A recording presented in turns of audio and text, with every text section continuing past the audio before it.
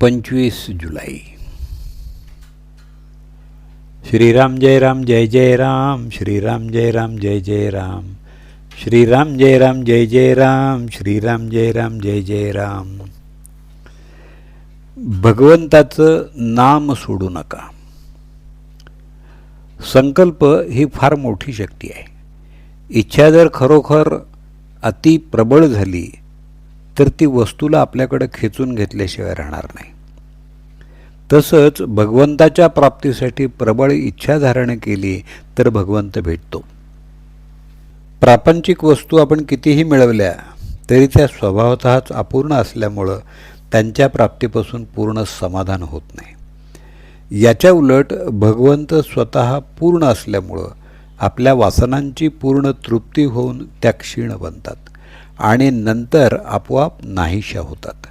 म्हणून नेहमी भगवंत मला हवा अशी इच्छा करत जावं. त्याचं नाम घेणं म्हणजे तू मला हवास असं म्हणणंच आहे.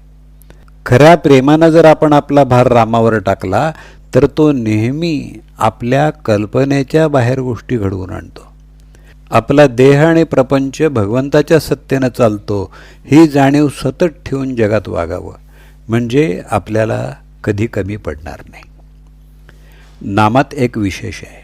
विषयाकरता जरी नाम घेतलं तरी विषय प्राप्त होऊनही ते आपलं काम म्हणजे तुमचं मन निर्विषय करणं ते करतच असतं. म्हणून कशाकरता का होईना नाम घ्या, पण निर्विषय होण्याकरता घेतलं तर काम शीघ्र होईल. साधन तेच आणि साध्यही तेच. नामच एक सत्य आहे, यापरतं दुसरं सत्य नाही असा दृढ भाव असावा.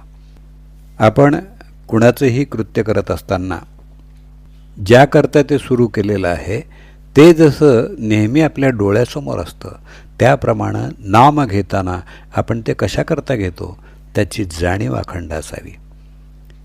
ही जाणीव अखंड ठेवणं, मी भगवंताचं आहे हे जाणणं, याचं नाव अनुसंधान.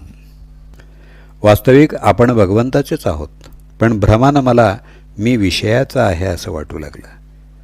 संत तू विषयाचा नाहीस भगवंताचा आहेस असं सांगतात. हीच संतांची खरी कामगिरी आणि याकरता ते नाम सांगतात. नाम घेणं म्हणजे मी विषयाचा नाही भगवंताचा आहे असं मनाला सांगणं, मनात तशी जाणीव उत्पन्न करणं आणि ही जाणीव टिकवण्याकरता पुन्हा पुन्हा मनाला तेच सांगणं म्हणजे तेच नाम सतत घेणं. भगवंत खरोखरच मनापासून ज्याला हवा आहे त्याचं काम झालंच पाहिजे. आपल्याला जगातला मान, लौकिक, पैसा, विषय इत्यादी काही नको आहे असं वाटतं का? तसं नसेल तर भगवंत मला हवा आहे असं नुसतं तोंडानं म्हणणं बरोबर नाही. ज्याला भगवंताचं प्रेम जोडायचं असेल त्यानं जगाचा नाद सोडला पाहिजे. जगाच्या मागं लागाल तर आपलं साधन बुडवून बसाल. तुम्ही सतत भगवंताचं नाम घ्यावं आणि मनापासून भगवंताला आळवावं. तुम्ही कितीही पतित असला तरी पावन होऊन जाल. हा माझा तुम्हाला आशीर्वाद आहे. जो जो संकल्प उठेल तो तो रामस्मरणयुक्त असला पाहिजे. जानकी जीवन स्मरण जय जय राम.